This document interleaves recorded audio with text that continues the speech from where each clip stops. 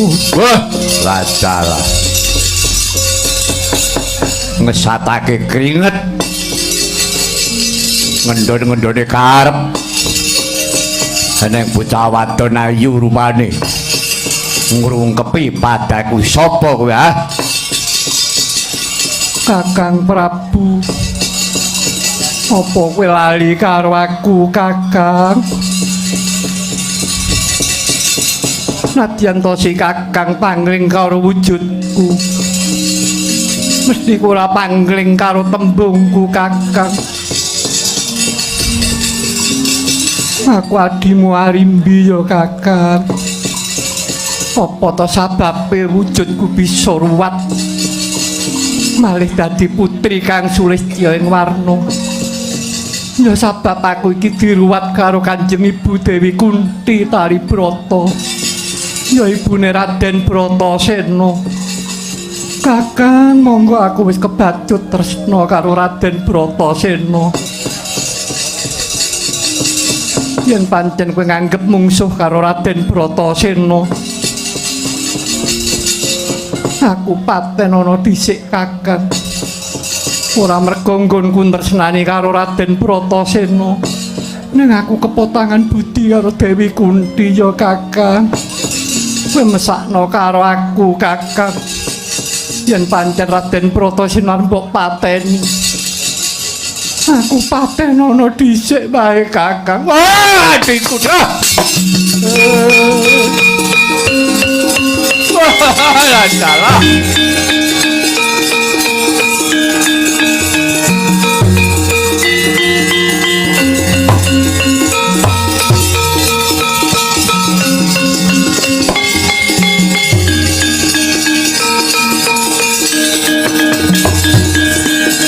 Wenas dene rudira kawang-wang gegono bangsu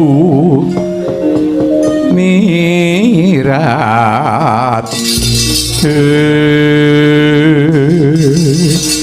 Oh adikku di adikku Arimbi Arimbi bareng kowe kandha kaya mengkono sak nalika kaya runtuh rasane atiku. Yo Arimbi kowe aja duweni panyokra bawa yen aku iki tegel karo Bratasena babar pisan kuwi ora. Anane tak rewangi peperangan kaya ngene iki sabab anggonku ngreksa kawibawane bojomu si Bratasena. Bratasena kuwi satriya. Yen mengku putri kudu wani mbedah kutha mboyong putri Bandharatu. Satriya kuwi yen palakrama aja mung seneng kepenake.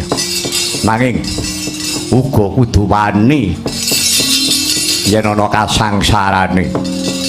Yen ana lelakon sing abot ya kudu disangga. Wis Arimbi. Dina iki pun Kakang wis rumangsa luput sarta pun Kakang wis ngrumangsani yen to dina iki aku kudu ngalah karo kowe jalaran. Sedulurku wadon mung siji kowe Arimbi, kowe tak tresnani, kowe tak dama-dama. Bejo kemayangan kowe diwengku karo si Bratasena. Kowe saiki kowe baliya. Kowe baliya kowe matura karo Raden Bratasena.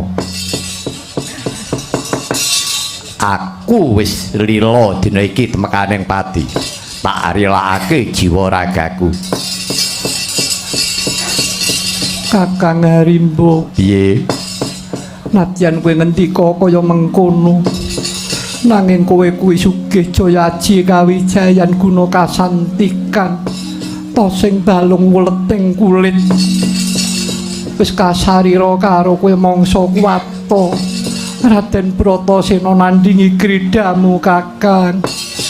Arimbi, aja banget-banget tok ndewak-ndewake karo bab perkara kasekten. Kasekten kuwi mung piranti to sing balung leting kulit kuwi mung piranti sak jroning urip kabeh kuwi kalah karo adiling kodrat. yen to kodrat ki wis nekani kasekten gaman kowe ora ana kemandene apa-apa. Wis kowe bali yo. Kowe matura karo Raden Bratasena. Aku iso mati yen to jalarane patiku kudu disabetake tunggake ngaren. Wis kono kowe gake bali yo.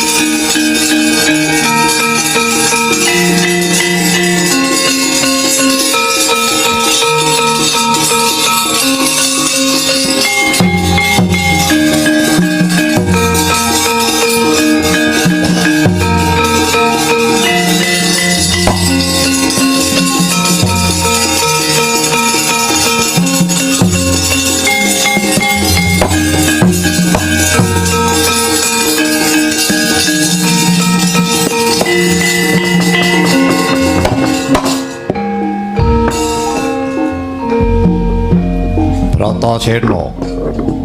Wah, apa harimu? Tarasa wis ora bakal warsuh ideping tekadmu. Nggonmu nampa pradune bojomu si Arimbi. Yo. Wis cetha karepmu piye? Ngene ya Bratasena. Wis aku ngeklasake ngrilakake patiku. Ya mung sadurunge aku iki notohke napasku sing pungkasan. Rilanana Bratasena aku titip meling karo kowe. Yo biar meling apa? Bratasena ibarate aku nitipake getis tetes balung sak ceklek daging setampel wujude adikku Arimbi. Arimbi tresnanana ya Bratasena kaya kowe tresnani nyang awakmu dhewe. Ngelingana katresnane adikku Arimbi tak tomboki nyawaku. Iya. Kaping pindhone sak pungkurku yen kowe gelem kowe dadi ratu ning negara Pringgondani. Yen kowe gelem dadi ratu ning negara Pringgondani aku percaya negaraku mesti ayem tentrem ora enek wong colong jupuk jalaran ratune jejeg ratune jujur. Kaping telune aku titip kadangku kadang brojo kaya Ayamana ya Bratasena. Mangsa bodho nggonmu ngayomi karo adik-adikku. Ya aku iso nampa yen to kowe nitipke kadangmu si Arimbi ning aku mbok dadi ratu ning negara Pringgondani aku gemang. Sababe apa? Sababe negara ora yasa. Aku wis duwe negara dhewe. Negara Ngendraprastha kae. Tak labuhi to sing balung leting kulit. Notohake nyawaku. Aku gemang kok pasrahe negaramu Pringgondani. Ya wis nek pancen kowe ora gelem dadi ratu ning negara Pringgondani aku duwe kudangan ya Bratasena. Muga-muga kudang aku disekseni Dewa Suralaya sekseni jagat sak isine. Muga-muga kowe tak dongake kowe karo adikku Arimbi kowe bisa nurunake anak lanang. Yen kowe bisa mijekake anak lanang Ya wis anakmu lanang kuwi wae besok karepen dadi ratu ning negara Pringgondani. Idep-idep nyambung sejarahku. Yo, yen pancen karepmu mengkono tak turuti. Nek sing duwe kudangan dudu aku kuwi kudangamu. Yo, pancen kuwi sing duwe karep aku. Wis tindakno, aja nganti kesuwen Bratasena. Oh.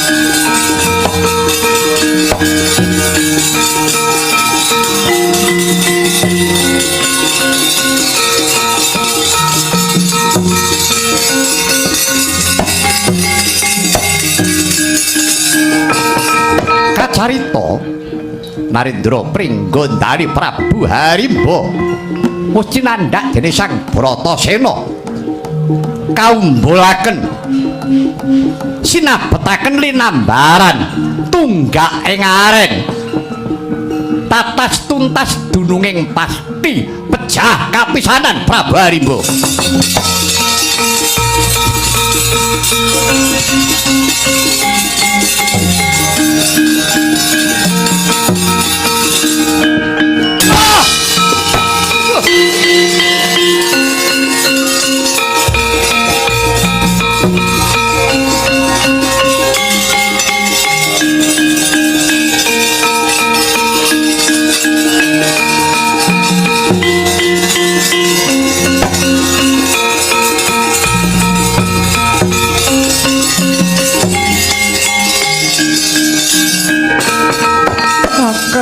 Kakang Harimba ora nyono yen kowe negake karo aku Kakang. Nganti Kakang Harimba kowe ngrilakake sugeng mbangga bebanten tunggu nglabuhi katresnanku. Ya Kakang, jagat saisine nekseni kang dadi prastiamu.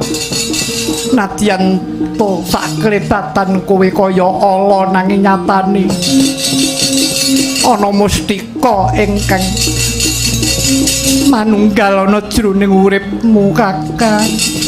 Harimbi wis aja mbok tangisi. Kakangmu temekaning pati dikarepake kaya mengkono kuwi mau. Kene mundura, kae butuh dampyak-dampyak sapa kae.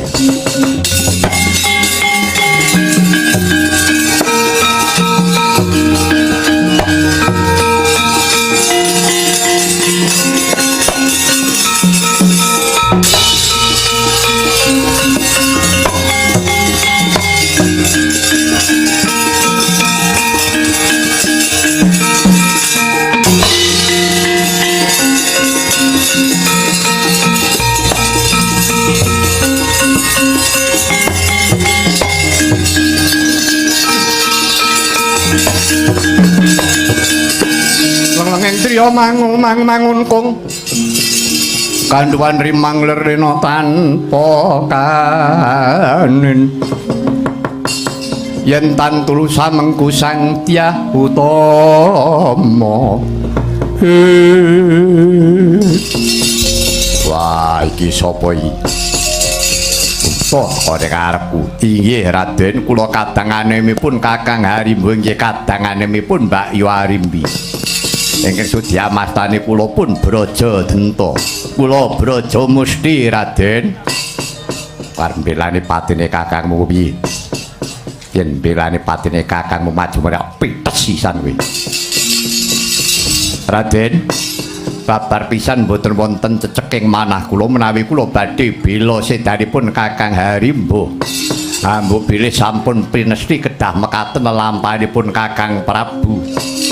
Braja Denta Wonten dawuh Kakang, Bu. kumplanging negara Pringgondani kuwi jumeneng ratu. Raja Tento rening kuwi bocah lanang sing duweni wewenang kraton. Kakang Mbok, sampun dados antep prastiyaning manah kula. Kula mboten kepengin jumeneng Narendra wonten negari Pringgondani. Jalaran Kakang Harimba sampun masrahaken negari Pringgondani dhumateng Paduka Kakang Mbok Arimbi. Kula trimah kula badhe nderek suwita kayan Kang Mas Bratasena kemawon. Semanten ugi kula Kakang Mbok. Kuwi lair batin apa padune mbok patut-patut. Monggo abang-abang lambe. Mboten Raden, lair terusing batos. Kowe wis rila tenan negara Pringgondani Mbak Ayumu. Sing darbeni inggih lair batos Raden. Yo yen to pancen mengkono. Sing duweni ucap kaya mengkono ora liya mung kuwi. Yen nganti kuwi mblenjani janji piye? Raden, menawi ngantos kula mboten saged netepi ing dados prastya kula mboten netepi janji. Mugi-mugi sampun dangu-dangu gesang kula. Bagus, mandi ora kaya ucape dhewe. Wis kaki, ruktine dhisik kunar pare kakangmu iki.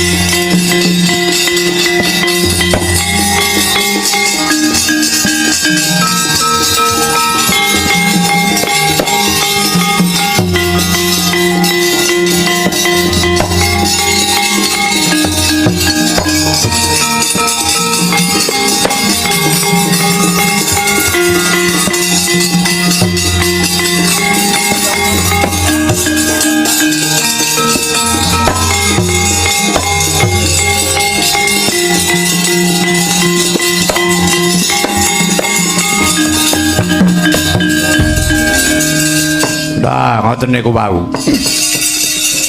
Kemutan apa mboten? Cariyosipun rumiyin rak kados ngoten niku kula mung ngemutke ngoten lho. Niku mboten ming dongeng, niku pancen dikelirke tenan. Mboten ming flashback. Niku pancen diketokke tenan. Wayang aja ganti kalah karo sinetron. Wong sinetrone nganggo flashback